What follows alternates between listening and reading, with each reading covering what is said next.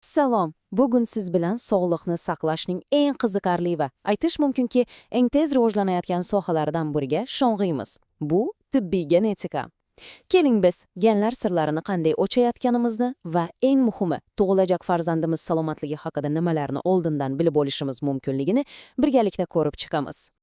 Bir o'ylab ko'ring-a, tug'ruqxonaga borishdan ancha oldin bo'lajak farzandingizning genetik salomatligi haqida juda aniq ma'lumotlarga ega bo'lish.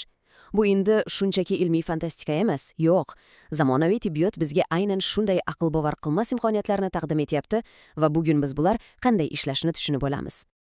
Xo'sh, demak, bugungi tahlilimizda biz avvaliga genetikaning asoslarini bir eslab olamiz, keyin esa biokimyoviy tahlil nima o'zi, shunda chuqurroq to'xtalamiz. Shundan so'ng tug'ilishdan oldingi diagnostikaning ahamiyati, NIPT kabi zamonaviy usullar va albatta bu sohaning hayajonli kelajagi haqida gaplashamiz. Qani, unda sayohatimizni boshladik.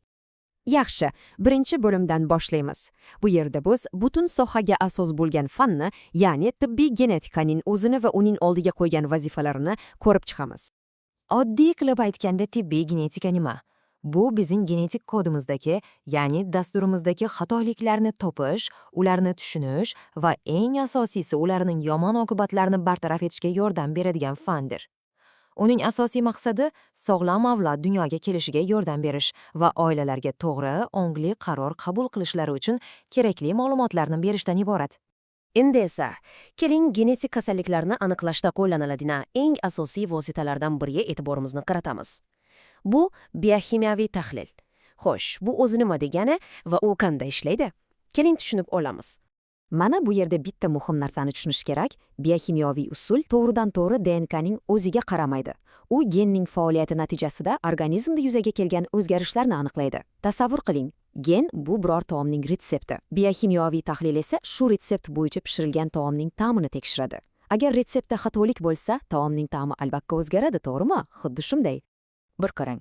Bu yondashuv vaqt o'tishi bilan qanday rivojlanib ketgan? Hammasi 100 yil oldin Archibald Garrettning oddiy bir g'oyasidan boshlangan edi. Bugunga kelib esa bizda tandem, mass spektrometriya kabi yuqori texnologiyalar bor.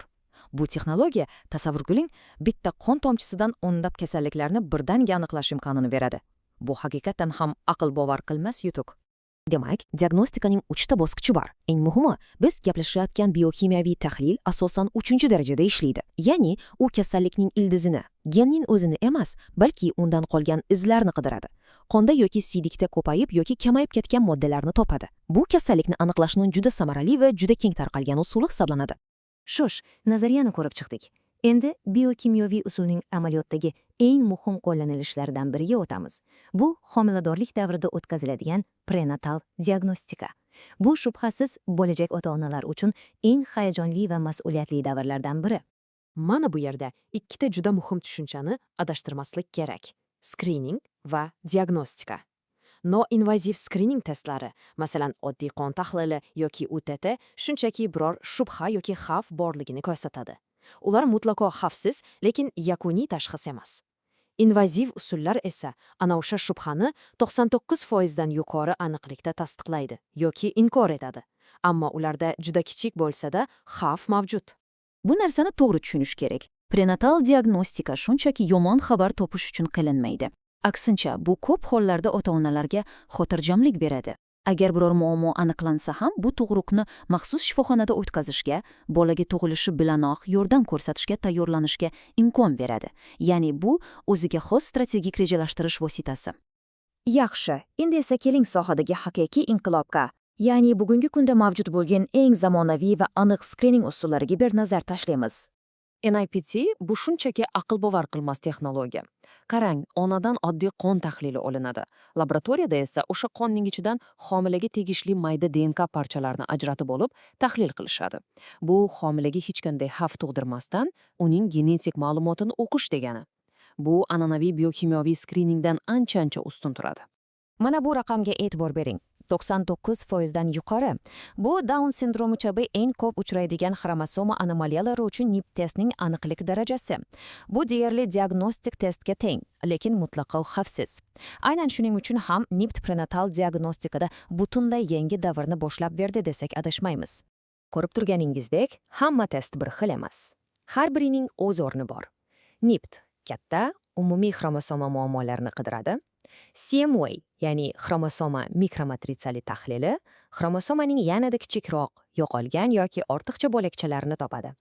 WS esa, ya'ni butun ekzom sekvenerlash, xuddi lupada har bir harfni o'qigandek, to'g'ridan-to'g'ri alohida genlardagi xatolarni aniqlaydi.